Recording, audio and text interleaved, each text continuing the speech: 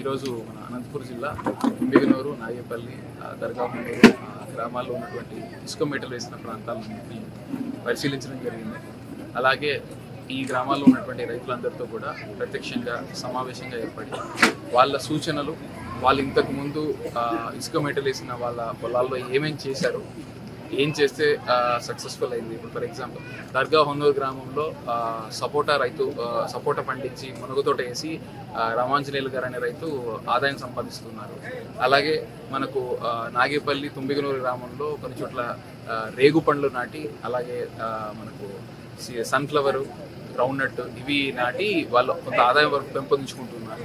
ఇందులో భాగంగా మనం ఈ ఇసుక మేటలు వేసిన ప్రాంతాల్లో ఏ విధంగా చర్యలు తీసుకుంటూ ఉపాధి హామీ పథకం కింద ఇక్కడ ఉన్నటువంటి చిన్న సన్నకారు రైతులందరికీ మనం తోడ్పాటు ఇవ్వగలము, ఆ దిశగా అడుగులేయడం కోసం ఒక ప్రణాళికని సిద్ధం చేసి ఈరోజు సాయంత్రం మన జిల్లా కలెక్టర్ గారికి, అలాగే మేము విజయవాడలో మన కమిషనర్ గారికి, డిప్యూటీ సీఎం గారికి ఇవ్వడం జరుగుతుంది.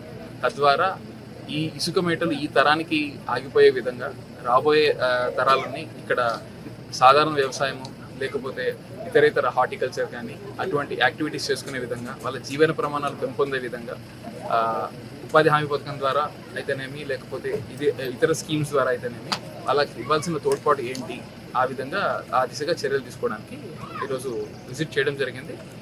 దానికి అనుగుణంగా ప్రణాళికలు రచించి చర్యలు కూడా తీసుకోవడం జరుగుతుంది. Thank you.